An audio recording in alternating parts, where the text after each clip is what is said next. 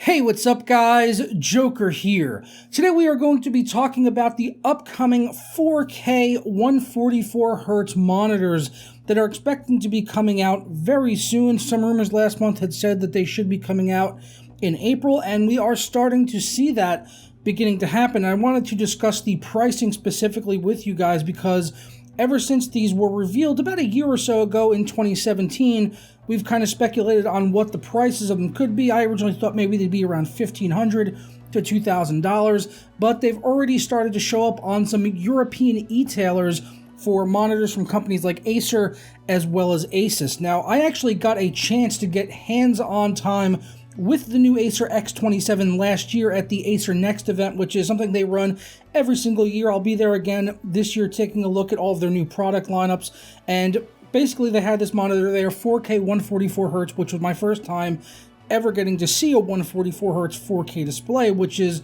obviously very exciting because up until now we've been limited to 60Hz, but now with the new DisplayPort standard of 1.4, 144Hz at such a high resolution is actually possible.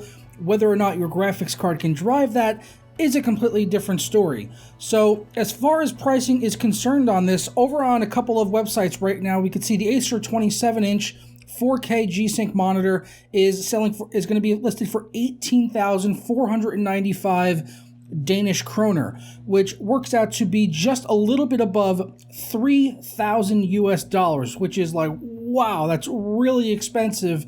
And also another one, an Asus ROG Swift. This is the PG27UQ, also a 27-inch monitor, pretty much identical specs to the Acer 27-inch, and that is selling for 2,400 euros. So, doing your conversions, you're looking at both of these monitors selling around 3,000 US dollars if it was a direct correlation to the US market.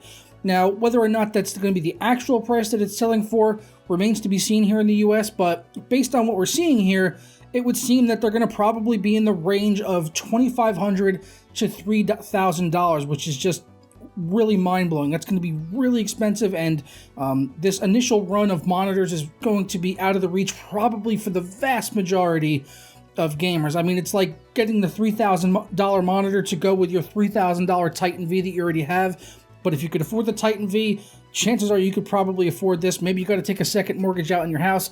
Really not sure, but I'm still excited for these monitors and to see what they can bring, because hopefully as time goes on, these prices will come down in the future.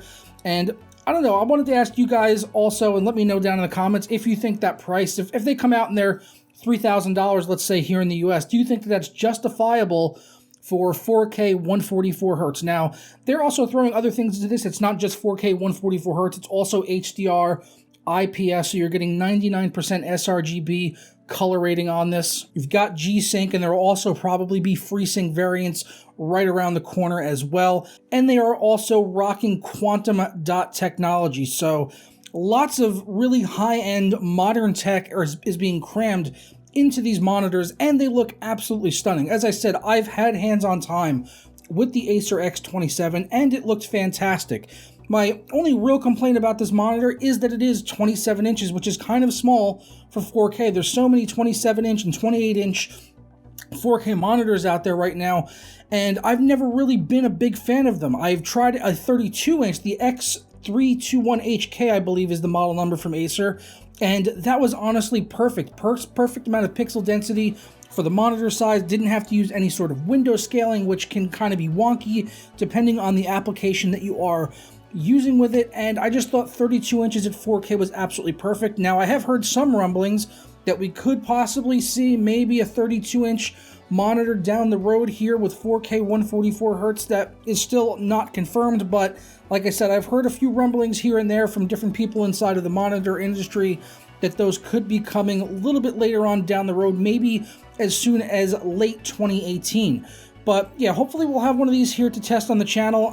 I am glad that they did listen to some feedback from the event last year that I happened to attend, because if you look at the bottom of the monitor here on the X27, there's no Tobii eye tracker on here, which is really good, because when I was there last year, they had a Tobii eye tracker built onto the monitor, which is just a piece of hardware that can track your eye movement, and there are a handful of games that will take advantage of that. But my thought process at the time, and it would still be now, is when I was talking to them, I was just like, I really don't think that it's necessary to have the Tobii eye tracker on there, especially when we're already dealing with a expensive monitor to begin with.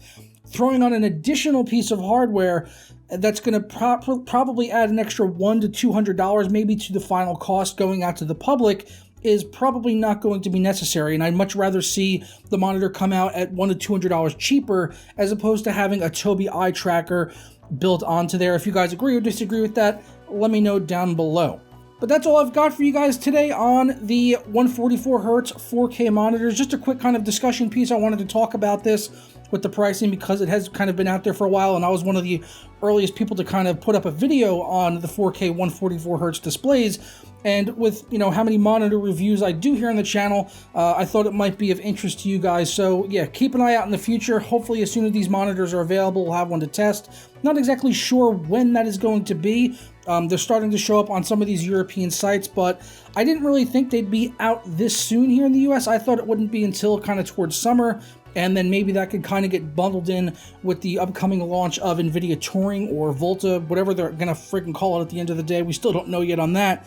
But one thing is for sure, that to drive a high resolution like this and getting hopefully over 60 frames per second in titles, you're going to need a more powerful GPU than what is currently really available, at least at the consumer level. I mean, you can get a 1080 Ti or a Titan XP, and there's still going to be a lot of games out there that you can't run maxed out getting 60 frames per second at 4K. The Titan Volta, that could definitely close the gap on a lot of games, certainly not all of them, but it would definitely help out quite a bit. But asking people to spend $3,000 on a graphics card is probably unreasonable, but this could also be just the thing that we need to kind of nudge that forward. You know, you get out the 4K high refresh rate displays, and then before you know it, we start getting in new graphics cards from NVIDIA and AMD that could possibly be able to drive that. I mean, I remember when 1440p 144Hz first started to really become a thing, and it was very difficult to drive that. You kind of needed SLI to get really good frame rates, and it's really only just now with something like the 1080 Ti where I can feel like I can really push that,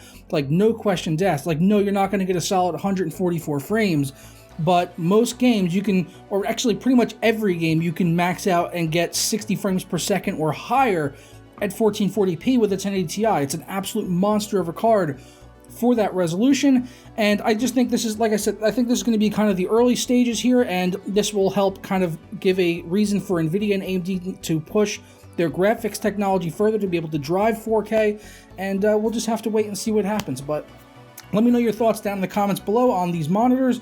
Are you going to pick one up? Do you have $3,000 in the bank? If you do, can you send it to me? I'm kidding.